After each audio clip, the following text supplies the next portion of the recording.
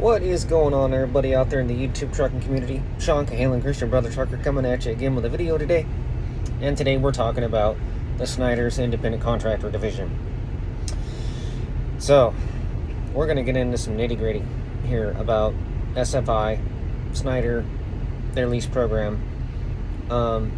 And we're going to talk about Jesse Jocelyn, because Jesse Jocelyn was my trainee that I trained over at Night Transportation just before I left Night Transportation and came over here to Doug Andrews Distributing.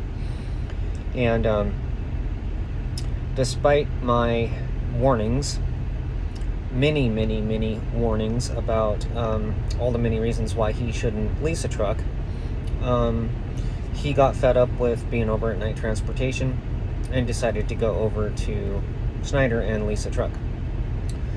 Since he's gone over there, I think he's been over there for about 3 or 4 months now, it's been nothing but a struggle for him. And he's basically going broke. And he's starting to realize that what I told him is coming true. But we don't want to hark on too much of the what what I would say Jesse's doing wrong over there. But I will talk about the pros and the cons, or what I call the lures that they put out there, and the false BS that people buy into, which gets them over there, and then the reality of things once they get over there that they're not prepared for. So I went to their website to look at some information and basically was looking at the pros.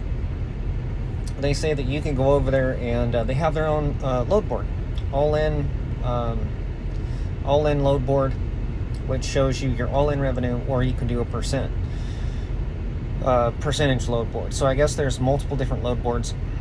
I think Jesse is on the all-in load board, and he let me sign into his app on his phone and explore and take a look at everything that he sees. And that would include his statements, his loads, the loads that he's ran, the rates, and the deductions, and the payments, and his settlements, and all of it. So I spent a good couple of hours looking at everything.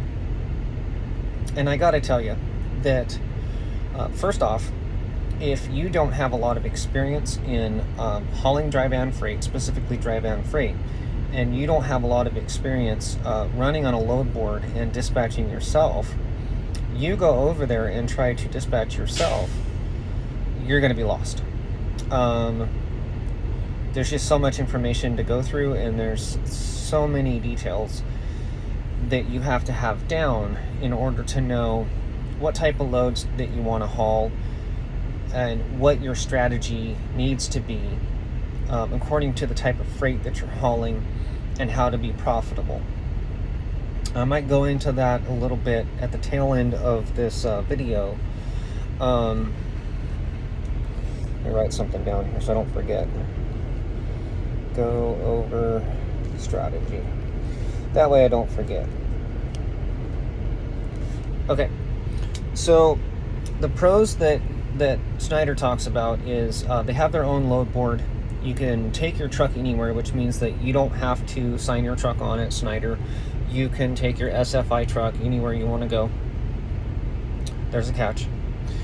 And then you can haul from their vast network of freight, quote unquote, exclamation point. Okay. I just want you all to know that this is all BS. Okay. You sign a very lengthy contract, and it's a very expensive contract. And in that contract, what you pay on that truck is something like $1,300 a week just for the truck. And it's like for 3 years. If it's a brand spanking new truck, it's like 3 years long. And then at the end, you have this big, huge balloon payout that you're going to have to pay off. The idea is that you can use part of your maintenance escrow that you build up in order to put that towards the down payment of the truck, basically, but you're left with a $50,000 bill at the end of the lease term, and basically you're what I would call renting to own a truck. So it's like And what's funny is, and I'll just put this out there as my observation, and this is just highly opinionated. So, what's funny is in real estate, when you rent a house, you don't consider yourself to be an owner of the house, right? And when you go to buy a home, you get a loan, and you are then considered a a homeowner, right? But in trucking, for some odd reason, when you rent a truck, you call yourself an owner. Anyway, it's just funny because basically you don't ever really own the truck. Snider owns the truck the whole time. Yeah, you're listed as the purchaser, or you're listed as the lessee. You have the lessor and the lessee, which basically means that Snider owns the truck, and they have all the power, so it's their truck. Anyway, I digress. Don't get me started going down that rabbit hole. The cons that I've noticed, just from what I observed, is the high cost of equipment. Number one, it's $1,300 a week for the truck payment, and then it's like $200 to $250 in insurance that you have to pay, and it's probably a little bit more. But so you add that up right there alone, it's $1,500 just that you're just paying on the equipment. So that includes things like the tractor payment, and the insurance and the registration, and all of the things that go into the registration book. Okay? And then they charge you one time for $500 a year for the heavy vehicle use tax. Okay, so $1,500, give or take, and then you have to add in your fuel to operate the truck week to week, which is about another $1,500, give or take, depending on how hard you run. So it's about $3,000 to run that truck for a week. Well, you say, well, what could I expect to earn? How many miles can I expect to run? And how much revenue can I expect to generate? Well, quick, easy math. If you're getting $2 a mile, you could pretty easily cover that $3,000 to break even if you're getting $2 a mile and you run 1,500 miles. Problem is that you have a very limited amount of loads, and I'll cover a little bit more on that here in a minute. So the high cost of equipment, it costs a lot to run these trucks, and they take a portion of your mileage, a part of the settlement money that you're supposed to get, and they put that into your maintenance fund. So yeah, it's expensive, very expensive to run a truck. There's too many other lease operators. I don't know how many lease operators they have. Jesse was telling me that they go through about 300 lease operators. They hire on, like, I don't know, 300 a week or 300 a month. I don't know. Some astronomical number of a high turnover of lease operators that are coming in and leaving. Problem with that is that you're competing on a load board with other people that don't know what they're doing. And so if you have an exclusive load board that is the only freight that you can run, and everybody is competing over the same loads, what's going to happen is those prices are going to drop, because you're going to have a lot of people out there that are going to be hauling the freight for way too cheap, and they know that they can get it ran for way too cheap because people don't know any better. So there's a lot of what I would consider to be unqualified operators out there that are hauling freight and driving the prices down. There's no support. You don't have anybody to help you find the loads, help you run the loads while you're doing your job trying to drive the truck. It is very difficult to drive what you need to drive each day, and to put in the work that you need to put in, and to be able to stay on top of the load board, to be able to watch the load board, to be able to book the loads. Ideally, you would have somebody else that would be able to keep an eye on the load board and book the loads for you, but at Snider there is nobody to, you don't have a fleet manager, you don't have anybody as a dispatcher to help you find freight. Everybody's fighting over the same loads, and it's completely up to you to book everything on your own. Yes, they make it easy by giving you an app that you can use to book the loads, but you can't drive down the road and book freight at the same time. Very difficult to do. So you cannot PC at all. So according to what Jesse's telling me, they don't allow drivers to PC at all, ever, even though it's legal. So then you have, you have a company who has a policy that violates federal law. So even though federal law says that you can PC under certain circumstances, their independent owner-operators over there cannot PC at all. I found that to be very strange, and I told Jesse, I said, well, if they would have said that to me, I would have walked right out the door, and I never would have signed any paperwork. I would have left, period. That's just me. If you're going to play that kind of game with me, and you're going to tell me I can't do something that is totally legal to do, I don't want to work for you. I don't want to work with you. I don't want to be around you. You have to log your time used to search for loads. And I know you guys are probably scratching your head going, what? Okay, so in the driver app, if you book a load, your log will switch to on-duty paperwork because you're doing work. Not only did I think that this was strange, that you can't look at the load board and assign loads to yourself in your off-duty time, I thought that that was really weird. So, yeah, anytime you're on the load board and you assign a load to your truck, it will place you on duty. So what does this mean? Okay, let's play this scenario out, shall we? You're in the middle of a 34-hour reset. You haven't been able to find a load for the last 2 days because there hasn't been anything. So you deliver your load and you start doing your reset. And you're nonchalantly just keeping an eye on the load board. And an awesome load pops up. Oh, this is an awesome paying load. It pays a lot of money. It's right up the road. I can go pick that up. You can't book that load.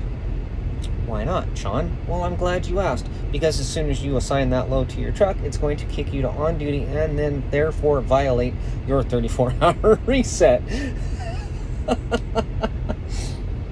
So, I mean, I don't even know how this would work. Maybe you could have a friend or a buddy book the load for you, but, it just seemed kind of odd to me. Now, I could ask some qualifying questions to Jesse to find out, because I'm not sure if he's talking about on his tablet or if it's on his phone or his PC. But, yeah, evidently, if you assign a load to your truck, somehow, some way, it kicks you to on duty. So, what I have noticed is that Jesse has very slowly been going broke. And the reasons why he's going broke is because there is just a massive lack of available loads. Some of this is lack of experience. Some of it is a lack of loads. Some of it is the strategy may be a little off. But I have to say that by looking at the load board, if I'm looking for a load, and I got on there and I looked for loads out of Dallas-Fort Worth, and you would think that Dallas-Fort Worth would have boatloads of loads, right? That's like a Home Depot hotspot. And, you can check out Ohio, you can check out Indiana, you can check out like the main hub area of Procter & Gamble and Home Depot and all these places that you see the orange Snider trailers all over the place. You would think that there would be all kinds of available loads to haul for Schneider, right?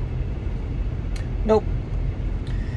So apparently what happens is, and Jesse and I disagree on this a little bit, but that's okay. I think that what gets on that load board is load tender rejections. Now, Jesse says that that's not true, that they actually, the company trucks actually haul the tender rejections, An intended rejection is basically contract freight. So they have thousands upon thousands upon thousands of contracted loads. And those are direct because they're signed on to with Schneider. Schneider has a contract and says, hey, Home Depot, I will haul as many of your loads as we can, and we will do it with our company trucks. Anything that we can't cover with our company trucks, or anything that we don't want to touch with our company trucks, we're going to kick that out to the load board. Now, Jesse, if you're watching this and you think that you're hauling the direct contract freight and that you get first dibs to that load board, no, you don't. You get what's left over. You get the load rejections. Okay, now, agree to disagree. We'll probably always will agree to disagree on this one. But that's basically how it works. That's why he's hauling all of the off-the-wall loads that are inconsistent. There's no consistency to it. Trust me, there are tens of thousands of loads being hauled by Schneider for Home Depot, Procter & Gamble, all of these big mega corporations. Snider is hauling all of those loads with their company trucks day in and day out, because they have like 15,000 trucks that they have to keep running. So all of those contracts that they have, and when a company goes and signs a contract with a carrier, or not with a carrier, sorry, with a shipper or a receiver or whatever the case may be, they have to cover a majority of those loads with their company trucks. It's called direct customer freight. It's on a contract. So that means that a majority, up to 90 to 95% of all of those loads, or whatever's in the contract, a percentage of those loads has to be covered directly by Snider with Snider company trucks. Everything else that does not get covered then goes out to be available for contractors. Okay, so that's just the way it is, and that's why, it just is the way it is. Okay, so Snider, from what I can tell, is mainly all east of the I-35. You don't see a whole lot of Snider independent contractors going out west at all. Okay, so what that means basically is they're not true OTR trucks. They're east of the I-35. There are it's OTR, but it's not really OTR. What do you mean by that, Sean? Well, I'm glad you asked. It's not true OTR because it's regional dry van freight. Dry van freight, by nature, is it's what's called non-perishable goods. Non-perishable goods can be stored, and they can sit in those trailers for a long time. It doesn't matter. So basically what this means is that they can ship, let's say that a whole bunch of freight comes in on a ship. Then they take the containers off, and then they take it to a cross-dock facility or a warehousing facility, and then they offload the containers. And then they put all of that freight into a warehouse, and then from that warehouse they will distribute the freight onto dry van trucks. And then those dry van trucks will then take the load to its final destination. So what they do is they break up, let's say that you have a load that comes into the port of New Jersey, and it needs to go to, let's say, Kansas City, Missouri. That's a pretty good long run, right? Well, what they do is they will bring it inland off the container, and then they'll bring it in about 250 to 500 miles, somewhere that's close enough that truck can turn back around and go back out to the port and pick up another load. So that's within driving distance of one day. Then they're going to cross-dock it, they're going to split that load up, and they're going to put it on a dry van, and then the dry van is going to take it the rest of the way. This is called regional dry van freight. It's the way it works. Y'all can study it up. That's why when you look at regional dry van freight, non-perishable goods, this is the way they do it because it keeps their costs low. Now, when you get into like reefer, perishable goods, they don't want to expose the freight to temperature variations, and it's very expensive to keep that product stored in U.S. cold storage facilities. So basically what they like to do with that kind of stuff is they'll take it from farm to a U.S. cold, and then from a U.S. cold to the final destination. But a lot of times what they like to do is they like to load it directly from the farm or the bag sheds or wherever it's being packaged, and they will take it all the way to a distribution center. Like, we haul a lot of potatoes and we take it directly to Walmart DCs. From the market, or from the farm to the DCs. The reason why they don't want to not have it go direct is because the more time they handle it, the more exposure to temperature variations it's getting exposed to. So once they put it on the truck, they want it to go to the final destination if at all possible. And a lot of these type of loads are also a lot longer distances because it's very expensive to store that freight. Some of the drawbacks to running reefer is a lot of the accessorial stuff that you have to do, but a majority of the drawback to it is long wait times at the docks, because the liability with reefer freight is a lot higher than dry van freight. So what happens is that, you know, they have to be a lot more particular and meticulous about, you know, counting it, making sure it's not damaged, and you have to deal with lumpers. Now, I've driven a lot of dry van freight, and I drove dry van for years, and I think I may have paid one lumper fee in like 2 years. Y'all, I get over here to reefer, and it's lumper fee, lumper fee, lumper fee, lumper fee. Well, I finally figured out why. Liability. Well, what do you mean by that? Well, I'm glad you asked. So, if a reefer load comes in, and in order to keep liabilities down, they have to have a third party responsible for counting and processing. So they bring in an uninterested third party, or i.e. a lumper, to inspect the freight, count the freight, and make sure that everything is copacetic. So, you know, this cuts down on fraud. So what this means is, you know, they're not going to have like this receiver be responsible for loading, not loading, but unloading the freight, counting it, and then saying, hey, we're short, all the time, because then they would be charging back, and this would be fraud. So it would open up the door for fraud.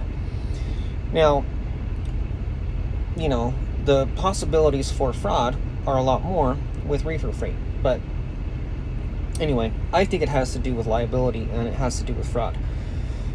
I don't know why it's so much less with dry van freight. Haven't really figured that out yet. Maybe one day I'll do some more research on it. But so some of the drawbacks of running reefer is, again, the long wait times at the docks, because you can't have that freight sitting on a trailer. Your reefer units will usually run out of fuel at about, well, if you fill it up, it'll last about 2 days to 3 days, depending on how cold it is outside. But if it's really hot, you'll run a reefer unit out of fuel in about 2.5 to 3 days. So they don't want that freight sitting on a trailer with a running reefer, and it's expensive to buy reefer fuel. So they want it on and off that truck as fast as possible. So my strategy, here's the problem, and here's what a lot of people run into. A lot of people will get onto the Snider load board, and they will look for long loads. Anything over 1,000 miles that pays over $2 a mile. Okay. Well, you say that's a good strategy, right? No, it's not. The reason why it's not a good strategy is because anything over 1,000 miles is going to take you more than 1 day to do. If it's 1,000 miles, then it's going to take you a minimum of a day and a half, which is going to involve at least a half a day down. So if you run a load at 1,000 miles or anything over 700, you're going to be running for at least a day and a half. So You say, well, what's wrong with that? Okay, I'll tell you what's wrong with that. What's wrong with that is not only are you only running for a day and a half, but then you're going to have to go and deadhead and go pick up another load, and then you're going to have to run that next load. So if you run 2 loads at 1,000 miles and you lose a half a day in between each one, now you run into I have to deadhead, and then I have to look at a connecting load that is going to be loading possibly the next day, and so you have time in between the loads. So what the best practice is to find what I call day freight. Day freight is something that you can pick up and deliver the same day or next day, first thing in the morning. Those loads will usually be right around 400 to 550 miles. Like I said, again, something that you can pick up and drop off the same day. The benefits of this is you can cut down deadhead, but a lot of these shorter runs are going to pay a lot more money, cents per mile. And so you'll be able to make more and run less, and you'll be burning less fuel. But it also will result in less downtime in between the loads. So if you run 7 days a week and you're running a day load every single day and you're not burning more than 9 hours a day, you can run for 7 days a week and never run out of time on your recaps. Now, when I say day load, that can include anything, from a 150-mile load to a 400-mile load to a 500-mile load. It's anything that you can do in one day. Some of the benefits to this is you're not having to run a full clock at 650 miles, burning up a whole bunch of fuel, and then losing a half a day on the next day when you're trying to kick a load off deadhead and go get another load. So you're literally going from one load to another load to another load to another load to another load, but you're cutting down on deadhead, you're cutting down on it's just much more efficient to run this way, but it ups your cents per mile. Problem is you really can't run that way on the Snider load board because there's a lack of freight. When I was on there, I was looking at Dallas-Fort Worth, and I was looking in an area, and then I looked at Houston. So there are literally only a couple of loads that were over 1,000 miles, maybe one or two, and then there was only a couple of loads on there for what I would consider to be day loads. And you can't ever find anything that goes from, let's say, Dallas-Fort Worth to destination and then something coming back either. It's almost like they intentionally only post just enough stuff so that you can run for one day, and then you can't find anything either coming back or anything like that. So I just briefly looked at the load board. I didn't really study it very hard, but I was able to find a couple of loads on there that would have netted a lot of money, and could have been ran in like 2 days or 3 days. But when I signed into it, it kicks you out after so much time. So I didn't happen to have his user and sign-in information to get logged back in there. So he either has to keep running and try to dig himself out of the hole now that he's in the hole and he's not making any money. Because if he turns his truck in and leaves, then he's going to owe at least $6,000. So these leases that you sign are a financial agreement, and there is a penalty if you turn the truck in and walk away. $6,000 penalty for turning the truck in early. Plus reworking fees to rework the truck. They'll PM it, they'll do any maintenance that needs to be done to it to restore it to factory conditions. Yeah. So, I mean, if he turns the truck in now, he could be looking at a penalty of $6,000 plus, however, whatever they want to do to the truck. They might put brand new tires on it, charge him for brand new tires. They would do a full PM and then charge him for that, which can be upwards of $500, $600, $700. Yeah, it's insane. So,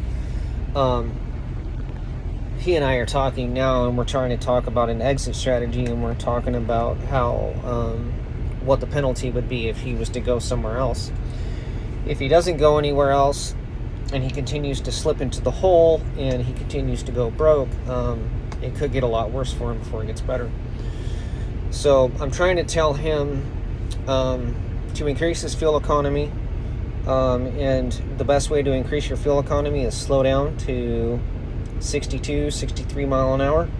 Don't use your cruise depending on your truck. There are some trucks out there that do have the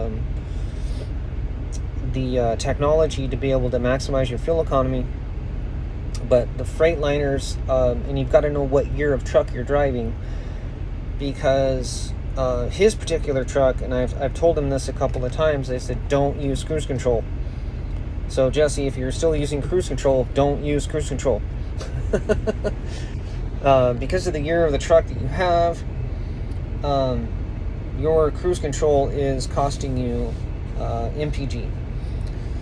So, and the way that you can test that is you can reset your trip counter on your dash, and then you can use your cruise for about 10-20 miles and get a baseline with cruise on, and then cancel your cruise, and then use your foot and gently ease on and off your throttle, and compare the two side by side. And you can do that all day long. I used to play with a couple of different trucks that were equipped pretty much the same way, and almost every Freightliner that I've ever been in, I get better fuel economy on the throttle than I do on cruise.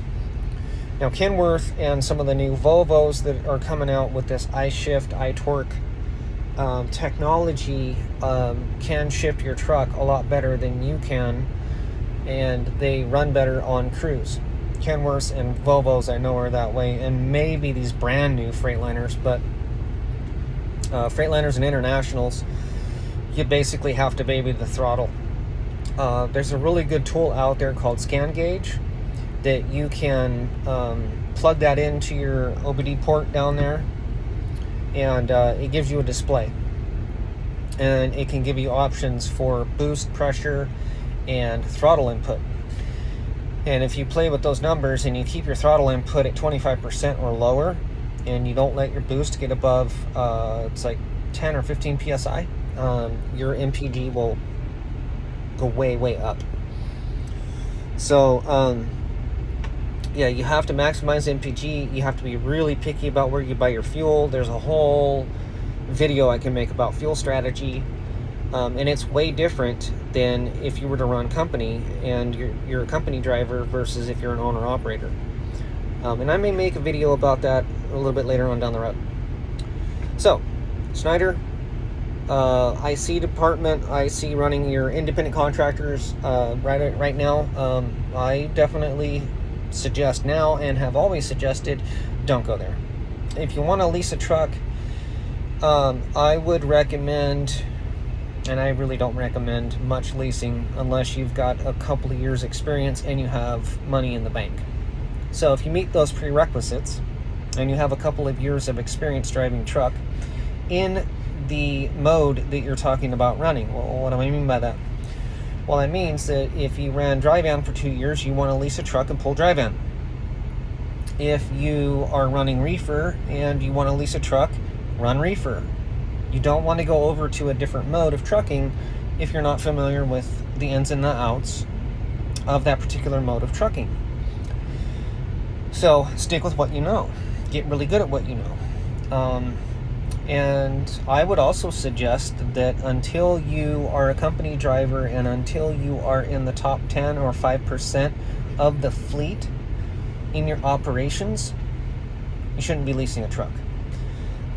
If you're not able to run your production numbers way up and be in the top 5-10% of drivers in the fleet, you're going to go over to independent contracting and you're going to have a hard time, a very tough time. You've got to know your numbers.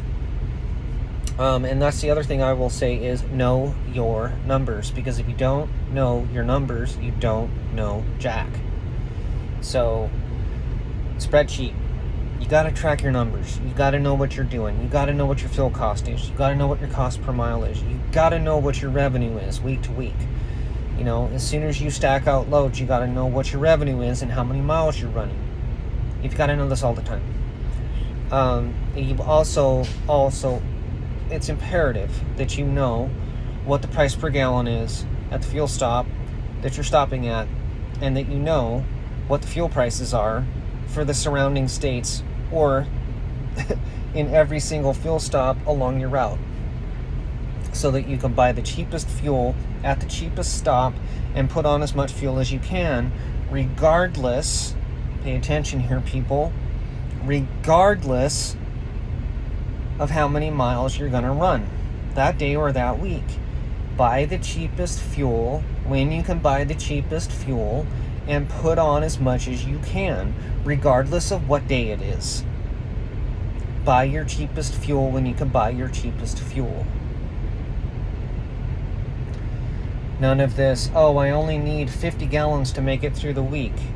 Okay, well, if you stop at the cheapest fuel stop and you're buying fuel at 40 cents cheaper than you can at your next fuel stop, and you don't fill up your tanks, you just lost $50. If you do that every day, or if you do that 3 times a week, that's about $5,000 to $10,000 a year.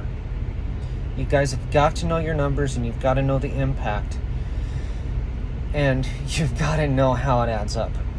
Okay, 1 mpg of fuel economy is $10,000 a year, from 7.5 to 8.5 mpg.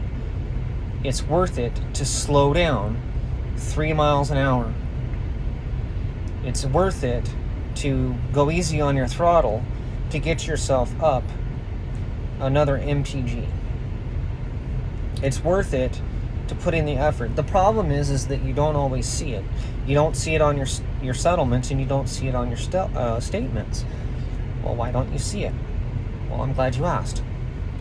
If you buy fuel at $3.25 a gallon and you didn't buy fuel in the next state over for $3.55 a gallon, what you're going to see on your settlement is that you purchased fuel at $3.25 a gallon, and this was your cost. Unless you're paying attention to how much you saved by not fueling at the more expensive fuel stops, then you're the only one that mentally knows that you just saved yourself 25 cents per gallon for fuel. But when you're talking about thousands and thousands and thousands of fuel, thousands of gallons of fuel in a year, it adds up. It multiplies. So the other thing that I will say is if you're living week to week, if you're operating week to week, and you're making decisions week to week, you're not going to make it. You have to be able to start thinking longer term. You have to start thinking about the fuel that I purchased this week will carry over into next week, and it'll all funnel out. It'll all sift out in the sieve, and it'll all pan out in the end. That's why I say buy the cheapest fuel when you can, and buy as much cheap fuel as you can, whether you need it or not, because it's going to carry into the next week, and the cheap fuel that you bought is going to get burned up, and you just saved money, and you saved it as soon as you put it in your truck. Doesn't matter where you burn it. So those are my thoughts. Stay away from Snider IC unless you know what you're doing, unless you have experience. A lot of people will go from company driver one day, and next week they're an owner-operator, and they're very different things. So I was kind of shocked when I got on onto Jesse's load board in his app and was checking all that out. He's starving, and he's been starving from the very beginning since he first started over there. So freight rates have dropped, and when the freight volumes go down, of course, so do the prices. So it's just the way it is. When there's more trucks per freight, then it's not going to be good. So consider yourselves warned, folks. I've been following Jesse for, all this time. I talk to him about once or twice a week. And so I've listened to everything that he's saying. He's got no support He's got no help. And I'd help him out, but I don't have time because I'm running 3,600 miles a week as it is.